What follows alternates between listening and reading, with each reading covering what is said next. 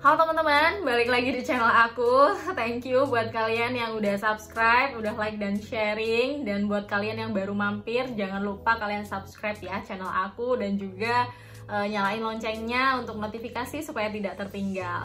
Jadi sesuai dengan judulnya, hari ini aku akan menyampaikan beberapa hal terkait apa sih sebenarnya peranan telur dalam pembuatan biskuit dan juga cookie. Jadi kalau kita ngeliat telur nih ya, sebenarnya bagian dari telur itu ada dua macam. Jadi ada kuning telur dan putih telur.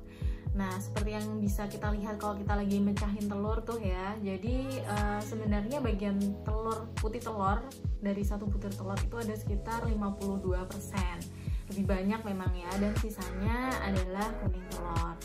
Nah, yang harus kita pahami itu adalah apa aja sih di dalam putih telur itu ataupun kuning telur yang berfungsi sebagai bagian dari pembentukan kerangka adonan untuk cake, untuk biskuit atau untuk cookie. Oke, jadi di dalam kuning telur itu ada 3 bagian, yaitu ada lecithin, lutein, dan lipoprotein.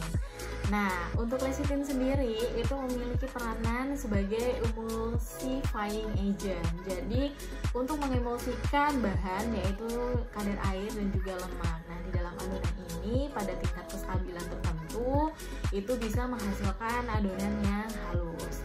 Terus kemudian untuk lutein itu bisa memberikan efek pewarnaan kuning pada pori-pori kue, roti ataupun cookies dan biskuit ya. Kemudian untuk lipoprotein sendiri itu dia akan memberikan peranan untuk mengempukkan si adonan kue itu. Nah, kemudian untuk yang bagian yang lainnya yaitu adalah putih telur. Jadi putih telur itu karena dia jumlahnya sekitar 52% atau 54% ya, itu ada ovalbumin. Jadi ovalbumin ini dia memiliki peranan untuk foaming agent. Jadi untuk membentuk busa yang berisi udara. Jadi kalau misalkan nih kita mixer, kita kocok, nantinya dia akan mengembangkan si volume adonannya. Tapi yang harus digarisbawahi adalah pada saat kita membuat pembuatan biskuit dengan menggunakan telur ya, umumnya memang hanya menggunakan bagian kuning dan itu jumlahnya juga sangat terbatas. Karena kalau misalkan terlalu banyak nih ya, jadi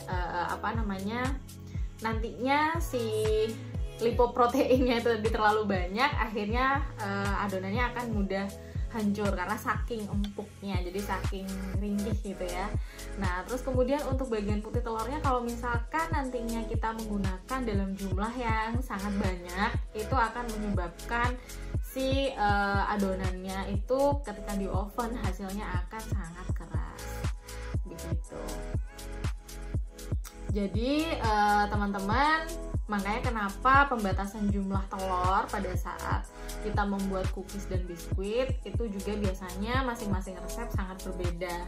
Karena memang untuk jenis kue kering tertentu, jenis cookies tertentu itu mereka memang memiliki kriteria hasil dengan tingkat kerenyahan masing-masing ya. Ada yang sangat renyah, ada yang dia keras tapi dipotek gitu ya, langsung keras kayak begitu. Terus kemudian ada tipe kue kering ataupun cookies yang dia ketika masuk mulut dia lumer. Jadi memang berbagai macam resep itu akan menentukan hasil akhirnya ya, terutama pada persentase penggunaan terigu dan juga persentase penggunaan kuning telurnya.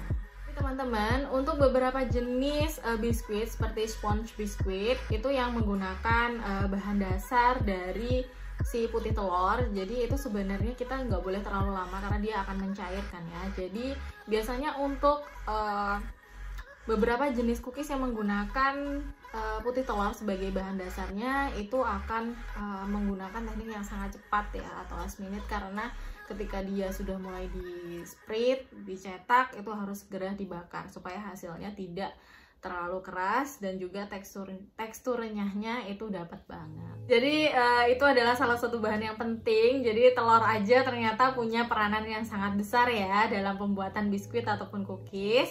Jadi buat kalian yang udah request, terima kasih banyak dan udah sering banget nonton channel aku. Buat teman-teman yang lain boleh banget kalian ngasih masukan kalian mau apa, dan kalian boleh request juga.